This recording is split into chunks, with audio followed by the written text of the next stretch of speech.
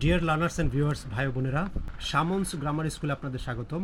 Advanced grammar মডিউলের আজকে চতুর্থ পার্ট, অর্থাৎ আমার এই বইটির পার্ট 4 নিয়ে আলোচনা করব। পার্ট 4-এ রয়েছে টেন্স। আমরা গ্রামার শিখতে গেলে প্রথমে আসলে টেন্সটা শিখি এবং টেন্সটাকে মাদার অফ ইংলিশ গ্রামার বলা হয়। 183 নম্বর বাক্যে খেয়াল করি, এটা হচ্ছে একটি টেন্সের উদাহরণ।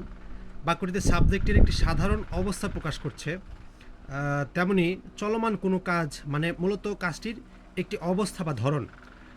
কর্তা যখন কোনো কাজ চলমান রাখে তখন কাজটির অবস্থায় মূলত কর্তা বা সাবজেক্টের অবস্থা, আর নাউন এর অবস্থা গুণ প্রকাশ করলে তা অ্যাডজেক্টিভ। চলুন চলমান কোনো কাজকে আমরা অ্যাডজেক্টিভ ভাবতে অভ্যস্ত হই।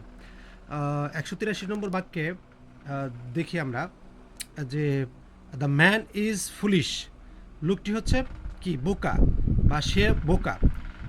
এখানে ফুলিশ শব্দটি দিয়ে বাক্যটির একটি গুণ বা অবস্থা প্রকাশ করছে। লোকটি কেমন? লোকটি হচ্ছে ফুলিশ, লোকটি বোকা।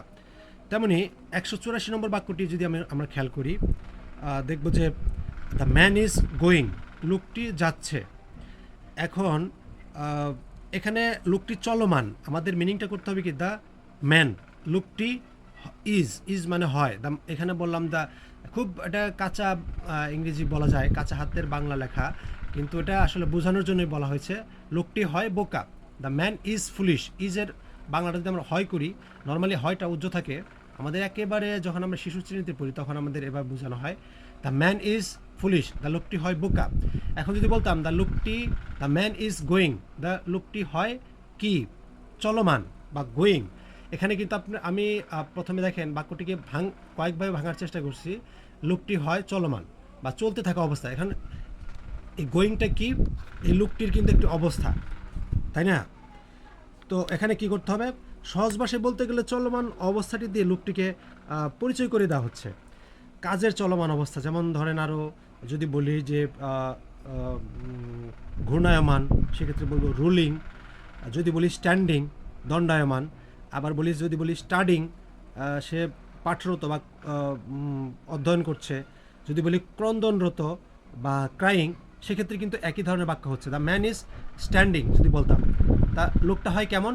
লোকটার অবস্থাটা কি? স্ট্যান্ডিং, লোকটা দাঁড়িয়ে আছে। বা লোকটা দ্য ম্যান ইজ ক্রাইং যদি বলতাম, এখানে কিন্তু এরকম এটাও কিন্তু ফুলিশ অ্যাডজেক্টিভ যেরকম ব্যবহার হলো, এখানে কিন্তু আমরা ওইভাবে ব্যবহার করতে পারতাম। দ্য লোকটি কেমন? লোকটির অবস্থা কি এখন? The man is going, the man is standing, লোকটি হয় স্ট্যান্ডিং, দণ্ডায়মান অবস্থায় আছে।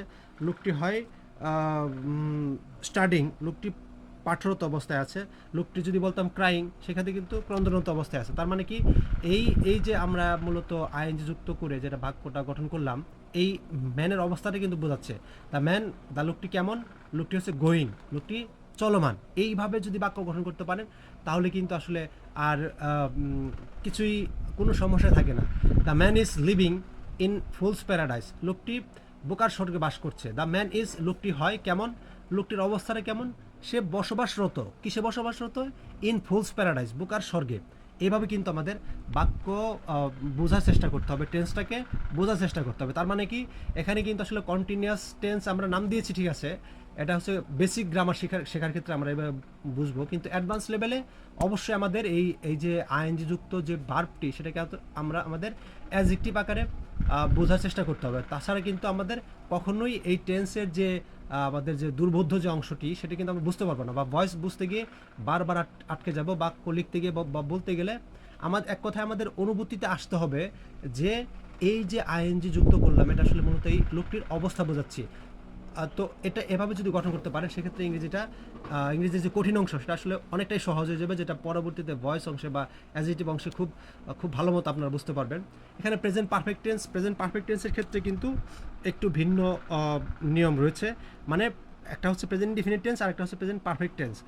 এটা কিন্তু এই দুই ধরনেরই কিন্তু মূলত সেন্টেন্স আমাদের এখন বুঝতে হবে। একটা হচ্ছে ইনডিফিনিট কন্টিনিউয়াস টেন্স বলতে কিছু থাকছে না এখন, আরেকটা হচ্ছে পারফেক্ট টেন্স।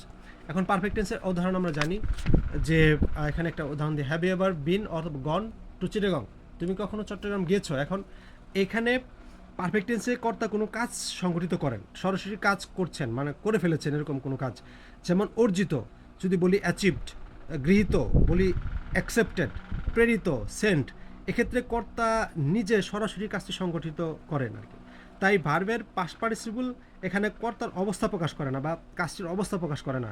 মনে রাখা খুব জরুরি যে ভার্বের পাস্ট পার্টিসিপল এবং অ্যাডজেক্টিভ হিসেবে যখন অ্যাডজেক্টিভ হিসেবেও ব্যবহৃত হয়, তো এখানে কিন্তু অ্যাডজেক্টিভের মতো ধরা যাবে না।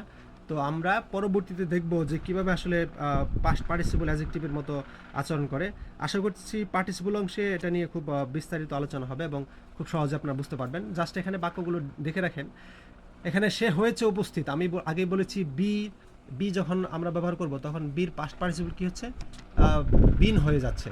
তো সে যদি বলি হি হ্যাজ, সে হয়েছে, হি হ্যাজ বিন, সে হয়েছে প্রেজেন্ট, উপস্থিত, সে হয়েছে উপস্থিত। আমরা অথবা সে উপস্থিত আছে, এটা যদি সঠিক সুন্দর বাংলা করি সেক্ষেত্রে আমাদের এখানে সঠিক সুন্দর বাংলাটিও আমরা দিয়েছি, কিন্তু এই বাংলাটি দিয়েছে হলো বোঝার জন্যে। হি হ্যাজ বিন, সে হয়েছে কি, সে হয়েছে কি, হয়েছে প্রেজেন্ট হয়েছে। এখন আমাদের প্রেজেন্ট পারফেক্ট টেন্সের নিয়ম, প্রেজেন্ট পারফেক্ট টেন্সের ক্ষেত্রে কীভাবে হয় দেখেন। যদি বলি হি হ্যাজ বিন, সে হয়েছে কি ইল, সে অসুস্থ হয়েছে, এটা কিন্তু পারফেক্ট টেন্সের খুব সিম্পল একটা উদাহরণ, কিন্তু এখানে আমি অন্যভাবে বোঝার জন্য বলছি যেটা আপনারা বি এবং বিন কোথায় ব্যবহৃত হচ্ছে এটা অনুভূতিতে আনতে পারেন, তাছাড়া কিন্তু আপনার বাক্য ব্যবহার করতে আটকে যাবেন। তাহলে কী করতে হবে, he has been ill for 10 days, সে হচ্ছে কি, সে হয়েছে, হ্যাজ বিন, সে হয়েছে অসুস্থ, ইল ফর 10 days। এটা আসলে বাক্যটা কেন দেওয়া হয়েছে এটা পরবর্তীতে খুব ভালো মতো বুঝতে পারবেন, ঠিক আছে। এখন এই কন্টিনিউয়াস টেন্সে আমরা কীভাবে ব্যবহার করছি দেখেন, কন্টিনিউয়াস টেন্স না, এখানে পারফেক্ট টেন্সের উদাহরণ দেওয়া হয়েছে, পরবর্তীতে কন্টিনিউয়াস টেন্সে। আই হ্যাভ বিন, আমি হয়েছি, কেমন হয়েছি, in the acting industry for 7 years। এখানে কিন্তু সরাসরি হয়েছি বললে হচ্ছে না, দেখেন মিনিংটা।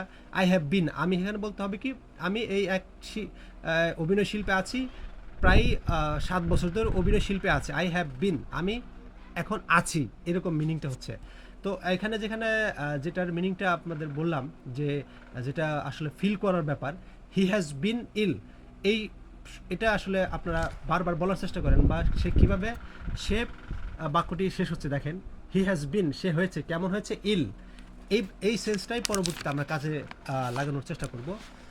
তো আমরা এখন আসি যে যদি আমি কন্টিনিউয়াস টেন্সে বলি, পারফেক্ট কন্টিনিউয়াস টেন্স বলা হয়, আমরা প্রেজেন্ট কন্টিনিউয়াস বললাম ওই ইজ দিয়ে, যেটাকে সেম ওইভাবেই কিন্তু আমাদের এই পারফেক্ট কন্টিনিউয়াস টেন্স, অর্থাৎ কন্টিনিউয়াস থাকছে না, আমরা কিভাবে কন্টিনিউয়াস টেন্সটা উঠিয়ে দিব সেটা বোঝানোর জন্য কিন্তু আমাদের ওই হ্যাজ বিনটা আমরা নিয়ে আসলাম।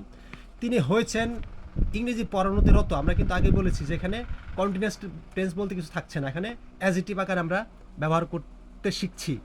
তাহলে হি has been teaching, he has বিন, আমরা আগে বলেছি যে হি হ্যাজ বিন, তিনি হয়েছেন, কীভাবে হয়েছেন, টিচিং, এই পড়ানোতে রত অবস্থা, মানে অ্যাডজেক্টিভ কিন্তু। হি হ্যাজ বিন, তিনি হয়েছেন, কেমন হয়েছেন, টিচিং ইংলিশ, টিচিং ইংলিশ মানে সিন্স 2000। তো এখানে কি করতে হবে, তিনি হয়েছেন পড়ানোতে রত 10 বছর যাবৎ ইংরেজি, এইভাবে ভেঙে দেখেন। হি হ্যাজ বিন, তিনি হয়েছেন, কেমন হয়েছেন, এখানে যেরকম বলেছি আমরা যে হি ইজ গোয়িং, তিনি হন বা দ্য লোকটি হন গোয়িং, চলমান বা চলতে থাকা অবস্থায় আছেন। এখানে কিন্তু এই হি হ্যাজ বিন টিচিং, তার অবস্থায় কিন্তু বোঝাচ্ছে সে কেমন হয়েছেন, যেহেতু এখানে বিন ব্যবহার করছি, পারবের পাস্ট পার্টিসিপল ফর্ম বীর। তো এখানে কি করতে হবে, হি হ্যাজ বিন, তিনি হয়েছেন, কেমন হয়েছেন, টিচিং ইংলিশ সিন্স 2000। সো এটা কিন্তু হ্যাজ বিন, এটা খুব ইন্টারেস্টিংলি একটু ভিন্নভাবে মনে হবে যে আসলে ভুল বলা হচ্ছে, কিন্তু এভাবে যদি আপনারা বাক্যটা তৈরি করতে পারেন সেক্ষেত্রে ভয়েস বা অ্যাডভান্স লেভেলের যে গ্রামার রয়েছে সেটা বুঝতে খুব সহজ হবে।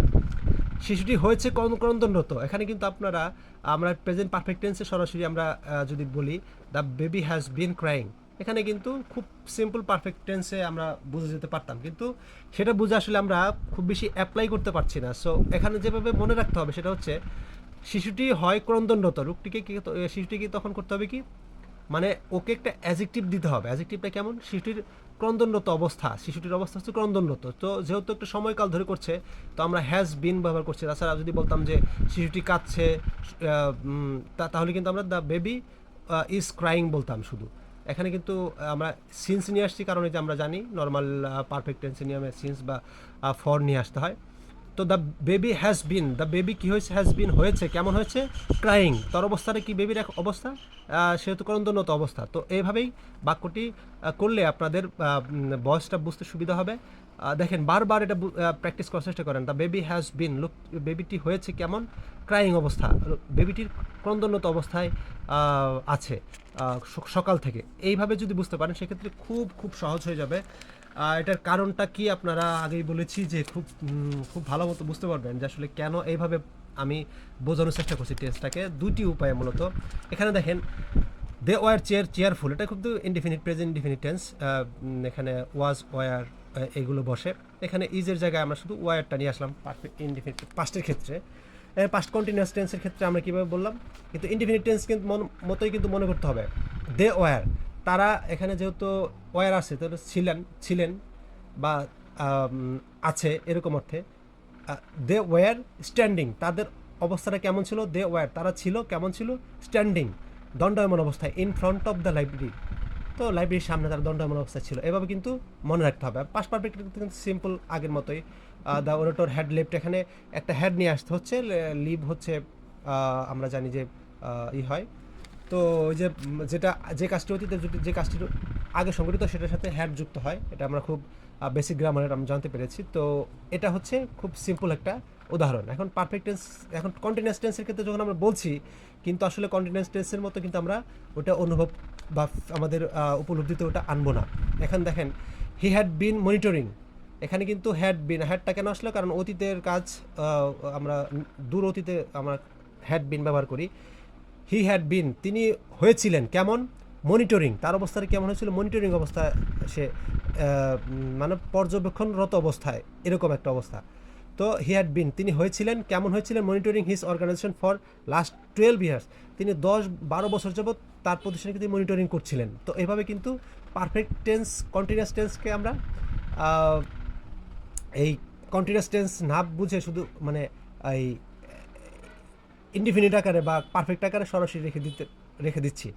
ফিউচার ইনডিফিনিট টেন্স কেমন, I will be your partner, আমি তোমার সঙ্গী হব, এটা আমরা বলতে পারতাম।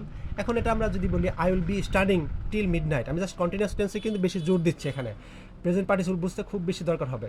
আই উইল বি, আমি হব, কেমন অবস্থা হবে আমার, স্টাডিং, মানে আমি অধ্যয়নরত অবস্থায় চলে যাব, টিল মিডনাইট, মধ্যরাত পর্যন্ত।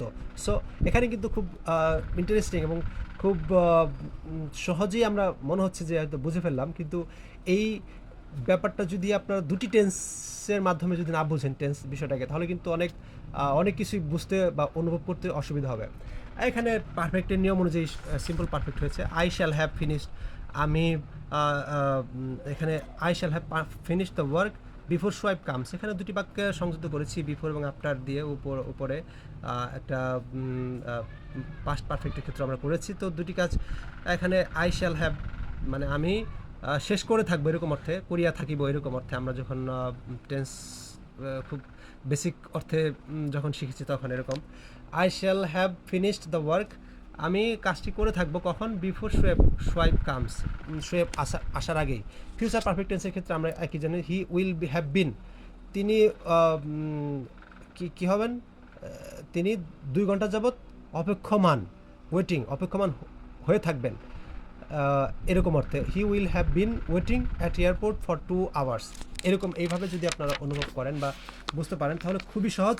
এর পরবর্তী পার্টেই আমরা ভয়েস নিয়ে আলোচনা করব, তখন দেখতে পারবেন যে আসলে টেন্সটাকে মাত্র ইনডিফিনিট এবং পারফেক্ট এই দুইভাবে বুঝে আমরা পড়লে কতটা আসলে উপকৃত হওয়া যায়, বা কত আমাদের ধোঁয়াশা যে ইংরেজি গ্রামারের যে ধোঁয়াশা রয়েছে সেটা পরিষ্কার হওয়া যায়। তো আজকের মতো বিদায় চাইছি, দেখা হবে পরবর্তী ভিডিওতে। Thanks for watching.